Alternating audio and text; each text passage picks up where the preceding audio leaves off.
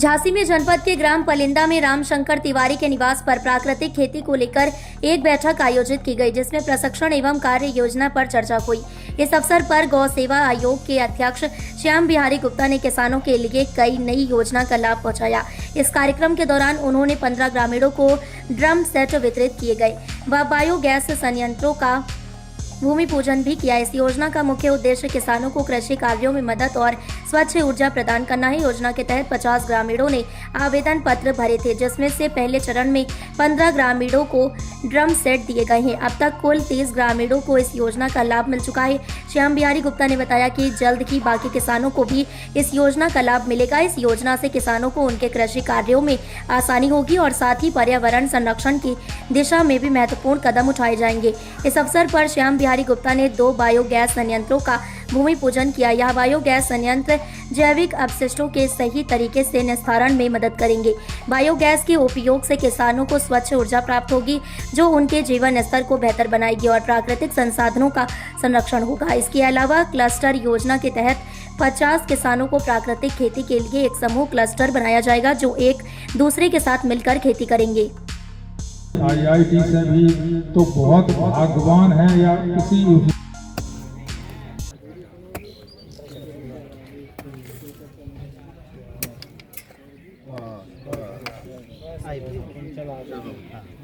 प्राकृतिक कृषि एवं कृषि आधारित कुटीर उद्योगों के माध्यम से किसानों की आय वृद्धि पर माता की जय, भारत माता की जय, गौ माता की जय, गणेश जी भगवान की जय। हाँ और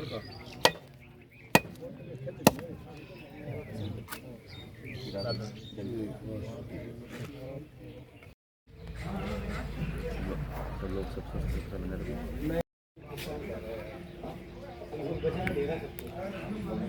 आप अगर पंचायत करेंगे खेतों में वही डालेंगे, यूरिया नहीं डालेंगे तो यार ऑटो किसानों को लाभ मिल सके, तो हमारे आचार्य जी ने प्रोडक्ट एक तैयार किया है, धनजीवामृत। वहाँ जीवामृत दिखना चाहिए। प्रदीप जी कहाँ? पीछे आओ। तिवारी जी के खेत पर हैं। इनके पास में 2 गाय हैं और लगभग 4 एकड़ के आसपास इनकी खेती है। कि इनके यहाँ आज गोबर गैस भी बस। नगरिया जी कहाँ हो आप? इधर को आइए।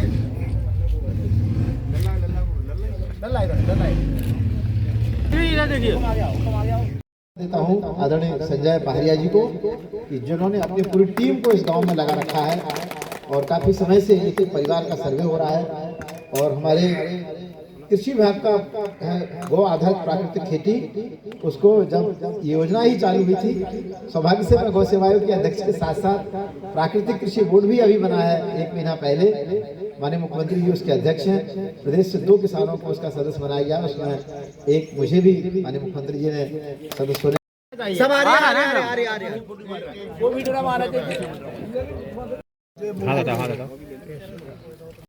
ये क्या कहेंगे? आज देखने आई हैं कि आपके गांव में जो गाय पाल के मूत्र गोबर से खेती करेगा, आपका वो उत्पाद बाजार के रेट से 20%, 30%, 40% महंगा वो सामान को लोगों के घरों तक पहुंचाने में इनकी बहुत बड़ी उपयोगिता है। इसलिए शहर के में रहने वाले उपभोक्ता और गांव में रहने वाला किसान, इन दोनों को जोड़ने का काम करने का जिले का पलिंदा गांव, जिसको हाल ही में गौ आधारित कृषि का एक मॉडल तैयार कराने के लिए इसको गोद लिया गया है झांसी जिले के द्वारा। तो गौ आधारित कृषि के लिए, प्राकृतिक कृषि के लिए जो प्रधानमंत्री और मुख्यमंत्री जी का विशेष ध्यान है, ताकि हमारे आने वाली पीढ़ी स्वस्थ रहे और यूरिया विहीन भोजन यहाँ पर उपलब्ध हो, अन्न उपलब्ध हो, ताकि अस्पताल हम रोग खत्म तो कर सकते हैं, लेकिन रोग हम पैदा ही ना होने दें। ये प्राकृतिक कृषि के द्वारा संभव है, गौ आधारित कृषि के द्वारा संभव है। और गौ आधारित कृषि का इसे एक मॉडल बनाने जा रहे हैं, जहां पर हर खेत में पानी का प्रबंधन होगा। सब प्रकार की यहाँ पर इस गांव में विकास की चिंता की जाएगी। सारी योजनाओं का लाभ सीधे किसानों को मिले और यहाँ से उत्पादित प्राकृतिक भोजन, दूध, शुद्ध दूध शहर के लोगों को मिले, ताकि आने वाली पीढ़ी हमारी स्वस्थ हो, क्योंकि स्वस्थ व्यक्ति ही शक्तिशाली भारत का निर्माण कर सकता है। मेरा नाम संजय पहाड़िया है और संजय जी, किस तरह से इस गांव को आप 3 महीने से मॉनिटरिंग कर रहे हैं, कितना निखार आया है, कितना क्या आपने काम किया है? इस गांव में हम काफ़ी समय से काम कर रहे हैं। यहाँ की जो हमारे विशेषता में देखी कि किसान खेत पे रह रहा है, और जब खेत पे किसान रहता है तो उत्पादकता बढ़ती है। तो हम जो ऑर्गेनिक को लेके, चाहे आपका सर्वे हो, सर्वे में अभी ये ले रहे हैं कि किसानों को क्या क्या चीज़ों की कमियाँ हैं, उन कमियों को किस तरीके से हम पूरा कर सकते हैं, उनका पूरा एक डाटा बना रहे हैं। डाटा बनाने के बाद इसको हम शासन प्रशासन दोनों के बीच में रखेंगे, और जो जो इस गांव में कमियां हैं उन कमियों को हम पूरा कराने का पूरा प्रयास करेंगे, क्योंकि अब मॉडल गांव में ही आ गया है तो पूरी कमियां तो होंगी, कंप्लीट होंगी।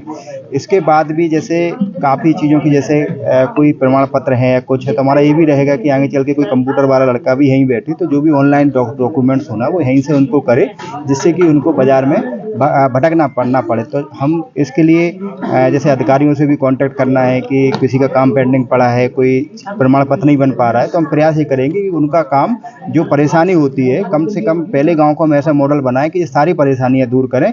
इसी मॉडल के आधार पर अन्य गाँवों पर भी काम किया जाएगा। रामशंकर तिवारी। आज आपके यहाँ कौन से कार्यक्रम का आयोजन हुआ? हमारे यहाँ प्राकृतिक खेती में, जो गौ आधारित प्राकृतिक खेती की परियोजना चल रही है, यहाँ 50 किसानों का क्लस्टर बना हुआ है। तो उसके अंतर्गत मतलब अभी 12 किसानों को ड्रम वितरण किए गए हैं मंत्री जी के द्वारा, और आगे भी जो हमारे बकाया रह गए हैं उन लोगों को भी मिलेंगे। और हम यही आशा करते हैं कि जो मंत्री जी ने वहाँ बताया है कि प्राकृतिक खेती करें किसान, और यूरिया DAP कम डालें, और सबसे ज़्यादा गोबर का और गौमूत्र का उपयोग करें, जैसे जीवामृत, घनजीवामृत, और साथ साथ वर्मी कंपोस्ट का भी उपयोग करें। इससे किसान की आय दोगुनी होगी, और मंत्री जी का सहयोग रहेगा तो हम और आगे भी बढ़ेंगे। आप खेती कर रहे हैं, आपको कितना अंतर समझ में आ रहा है यूरिया और गौ आधारित खेती में? हम 4 साल से प्राकृतिक, 5 साल से प्राकृतिक खेती कर रहे हैं। तो शुरू में तो थोड़ी दिक्कत हुई थी, 1 साल कमी आई थी, 1-2 साल, लेकिन इसके बाद में हमारी फसल सही आ गई है। और अभी हमने गोभी की खेती करी थी, तो बाजार तो नहीं मिला था उसका, लेकिन आप उसका स्वाद देखें, उसमें हमने DAP, यूरिया, पेस्टिसाइड कोई भी दवा नहीं डाली थी उसमें, तो उसका स्वाद आप देखें तो बहुत अच्छा लग रहा था। और हम अभी 1 एकड़ में अपने लिए गेहूं खाने के लिए हम अपने लिए करते हैं प्राकृतिक खेती के, माननीय मंत्री जी के द्वारा बताई गई। क्या कार्यक्रम चल रहा था? देखिए, ये झांसी जिले के बबीना ब्लॉक का पलिंदा गांव है। इस गांव में आज जो माननीय प्रधानमंत्री जी और माननीय योगी आदित्यनाथ जी, माननीय मुख्यमंत्री जी की स्कीम है गौ आधारित प्राकृतिक खेती, इस गौ आधारित प्राकृतिक खेती के अंतर्गत इस गांव में चयन हुआ है, जिसमें 50 किसानों का चयन किया गया है। 50 हेक्टेयर में गौ आधारित प्राकृतिक खेती का कार्य चल रहा है यहाँ पर। आज उसके योजना के अंतर्गत किसानों को प्लास्टिक के 3 ड्रम दिए गए हैं, और स्प्रे वाली मशीन, मग आदि वो संसाधन दिए गए हैं, जिसमें किसान अपने घर में जो गाय पल रही है उसके मूत्र से, उसके गोबर से जीवामृत बनाएगा, बीजामृत बनाएगा, घनजीवामृत बनाएगा, कीट नियंत्रक बनाएगा। और इस योजना का जो लक्ष्य है, परिवारजनों की थाली में जहर मुक्त भोजन, लोग कैसे गौ आधारित जहर मुक्त खेती करेंगे। और इस गांव में को हम लोगों ने पूरा एक क्लस्टर के रूप में लिया है, पूरे गांव को। इस गांव में लगभग 410 परिवार हैं, 1701 एकड़ का रकबा है। दुग्ध उत्पादन भी बहुत अच्छा है। एक सरकार के द्वारा संचालित गौ आश्रय स्थल भी इस गांव में है, लगभग, जिसमें 250 के आसपास लगभग गौवंश है। इस गांव में हम लोग 100 किसानों को गोबर गैस लगाने की आज से शुरुआत कर रहे हैं। और गोबर गैस सारे रबड़ के हैं, जो 10 साल की जिसकी गारंटी है। कुल 14,000 रुपये की संभवतः, मुझे अभी नहीं है, के आसपास किसान का लगेगा। और गोबर गैस में जो है खाद भी बनेगी, गैस भी बनेगा, उसकी स्लरी खेतों में जाएगी।